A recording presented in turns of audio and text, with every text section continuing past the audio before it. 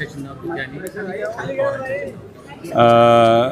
माझ्या मतदारसंघातील तसेच पंढरपूर तालुक्यातील 8 जागा आणि माढा मतदारसंघातील माझ्या असणाऱ्या 5 आणि कुर्डू 6 अशा सगळ्या ठिकाणी आम्ही अजितदादा पवारांच्या राष्ट्रवादीबरोबर आमची शरदचंद्र पवार साहेबांची तुतारी या दोन्ही पक्षाचं एकत्रित आम्ही आघाडी करून निवडणूक लढतो आहे आणि सर्व ठिकाणी त्या ठिकाणी स्वच्छ चांगले आणि कर्तबगार असणारे त्या ठिकाणी उमेदवार त्यातल्या त्यात विशेषतः तरुणांना आणि माझ्या मायमाऊलींना त्या ठिकाणी आम्ही संधी देतो. तुतारीवर किती असते सगळेच घड्याळ? नाही, आपण मिक्स मॅचअप केलं आहे. काही ठिकाणी वर घड्याळ असेल तर खाली तुतारी वर असेल तर घड्याळ, त्या ॲडजस्टमेंटनुसार आम्ही त्या ठिकाणी एक संघ आल्यानंतर काही राष्ट्रवादीचे नेते ते आता राष्ट्रवादीची साथ सोडत आहे, कमळ हाती घेत आहे, काय त्यांना भीती वगैरे जाणवली काय? संपर्क झालाय त्यांच्याशी? भीतीपेक्षा त्यांना आता डबल बारी आली, कारण सगळे पक्ष फिरून आता डबल एक रिपीट राऊंड चालू आहे. त्यामुळे त्यांच्याबद्दल बोलण्यासारखं काय हे वाटत नाही. काही प्रदेशाध्यक्षाकडे तक्रारी केल्या आम्हाला बी फॉर्म मिळाली नाही म्हणून. त्यांनी माझ्याकडे मागायला आले असते तर ठरवलं असतं, पण आलेच नाहीत मागायला. नाही, आमची बोलणी सुरू आहेत. आता जागा अर्ज भरल्यानंतर त्याच्यावर आम्ही काही जागेवर मागं पुढं सरकारचं ठरलं तर आम्ही करू. मोठ्या प्रमाणात पुढे येणार हो. आहे. आपण बघितलं असेल ऊस दराच्या बाबतीमध्ये त्या ठिकाणी आपण बघितलं असेल तर विठ्ठल कारखान्याने जेव्हा विठ्ठल कारखाना बंद होता त्यावेळेची काय अवस्था होती. विठ्ठल कारखाना बंद असताना 2022 होता. विठ्ठल कारखाना सुरू झाला, पहिल्या वर्षी आम्ही 2500 रुपये दिला. त्याच्या पुढच्या वर्षी आम्ही काही कारखान्यांनी 2500 जाहीर केला. आम्ही 2550, 2700, 2800, 25 ते 3000 आपण गेलो. गेल्या वर्षी आम्ही 2800 रुपये त्या बायकीच्यानी दिले, आम्ही 2803 रुपये दिले. परत बाकीच्यांनी 100 रुपये दिले, त्यांचे झाले ते 2900. मी आज 3003 रुपये दिलेत. त्या ठिकाणी गेल्या वर्षी देखील आम्ही 100 रुपयानं पुढं आहे.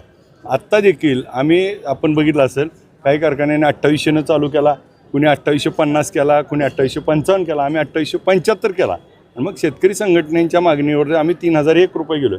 आणि कारखाना त्या ठिकाणी चालवत असताना विठ्ठल कारखाना चालू झाल्यामुळे दराची स्पर्धा सुरू झाली. हे त्या ठिकाणी सगळ्या सभासदाला शेतकऱ्याला मान्य आहे. लोकसभा, विधानसभा आणि त्यानंतर आता नगरपालिकेमध्ये देखील भारतीय जनता पार्टीला या ठिकाणी पिछाडीवरती राहायला लागलं. आता देखील तुम्ही पूर्णपणे कमळ जिल्ह्यातून संपवणार?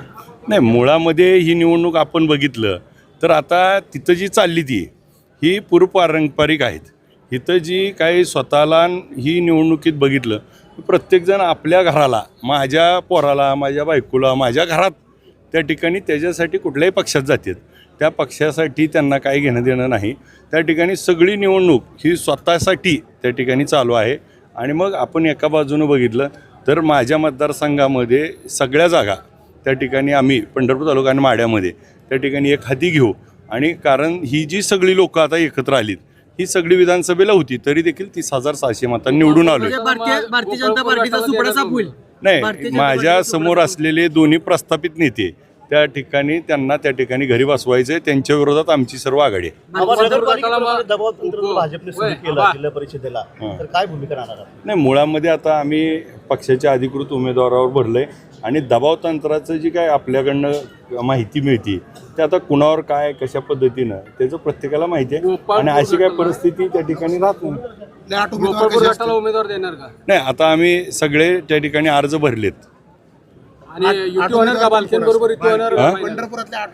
नाही, आता नावं तुम्हाला कारण 3 वाजता त्याची बीफॉर्म सगळ्याला मिळाल्यानंतर आपल्याला यादी मिळेल. चर्चा चालू आहेत. असं तुम्हाला कोणी सांगितलंय त्याची जरा मला माहिती द्या. नाही, त्यांना कोणीतरी चुकीची माहिती दिली होती त्यामुळे मी त्यांना देखील सांगितलं. तसं काय नाही, कारण मोठ्या एवढ्या निवडणुकीमध्ये एवढे मोठे नेते एवढ्या खालच्या लेवलवर येत नसतात. ते कारण नसताना त्या ठिकाणी वातावरण तयार करून स्वतःला काहीतरी हे करण्याचा प्रयत्न काही लोक करतायत, परंतु तो गैरसमज आहे. नगरपालिकेला तुम्ही ऐन टायमाला माघार घेतली, तो दबावच होता बोललं जातं, मग ती खोटे होते. सगळ्यात महत्त्वाचं बघा, आम्ही त्यावेळेस युती करत होतो, आघाडी आमची त्यांची चालली होती. आणि मग एकत्र लढायचं ठरल्यानंतर मग काही वाटाघाटी चर्चा झाल्या नाहीत. म्हणून त्या ठिकाणी आम्ही विचार केला की ह्याचा फायदा दुसऱ्याला होऊ नये. मग आज माझ्यासोबत आलेल्या काही उमेदवाराला त्या ठिकाणी थांबणं शक्य नव्हतं, म्हणून त्यांच्यासाठी मला ती काही उमेदवारासाठी लढावं लागलं. आणि मी जर त्या ठिकाणी पूर्ण यांची आघाडी ही केली असती तर काय रिझल्ट आला असता तुम्हाला माहिती आहे. विधानसभेला घड्याळाला विरोध होता, आता घड्याळ हातात. नाही, विधानसभेला जर बघितलं असेल तर वेगवेगळ्या पक्षावर वेगवेगळे लढले होते. आता जे त्या ठिकाणी ह्या पक्षात होते, तिकडून होते, ते आता कुठं चाललेत. ह्याच्यात बघा, पक्ष माझ्या दृष्टीनं हे एक पार्टी म्हणजे विठ्ठल सहकारी साखर कारखान्याच्या रिलेटेड पार्टी आणि त्याच्या विरुद्धची पार्टी ही त्या ठिकाणी या पंढरपूर तालुक्यामध्ये आत्तापर्यंत चालत आलं आहे. आणि मग प्रस्थापित 40 वर्षाची त्या ठिकाणी सत्ता जर बाजूला काढायची असेल तर त्या ठिकाणी एकसंघ काही दिवसापूर्वी आपण जी नारा देत होतो विठ्ठल परिवार एक आला पाहिजे का, तर त्या स्वतः स्वार्थ होता. आता काय माहिती आहे का, सगळं सोडून नको त्याकडे नको तर जात असतील आणि ज्याच्यासाठी आयुष्यभर लढली त्यांच्या जर वळचणीला जाऊन बसत असतील तर यांचा विचार कसला. मग ज्या लोकांनी शरदचंद्र पवार साहेबाचा पुरोगामी विचार त्या ठिकाणी जपला होता, मग यांची काय पायमळणी केली जाते आहे का. आणि मग मला जिल्हा परिषद सदस्य झालं पाहिजे, मला काहीतरी मिळालं पाहिजे, ह्याच्यासाठी त्या ठिकाणी सगळ्या ॲडजस्टमेंट करतात. माड्यामध्ये शिंदे बंधू सगळे एकत्र आले तुमच्या विरोधात. म्हणजे पहिलेच एकत्र होते ना. संजय मामा देखील आता तुमचे घड्याळ जरी असलं तरी ते रश्मी बागल बरोबर नाही, म्हणजे ह्याचा अर्थच तो आहे ना, म्हणजे कोण कुठं आहे, कुठल्या पक्षात आहे, ह्याच्यापेक्षा पारंपरिक लढाई आहे. त्या माझी शिंदेविरुद्ध लढाई आहे, तिथले प्रस्थापित आहेत, हिथं जे प्रस्थापित आहेत त्यांच्यावरच आमची लढाई. प्रस्थापित नेते तुमची कोंडी करून पाहतात, तुमचे उमेदवार फोडायचा प्रयत्न काही करायला लागले नाही, हे सगळं करून बघितलंय.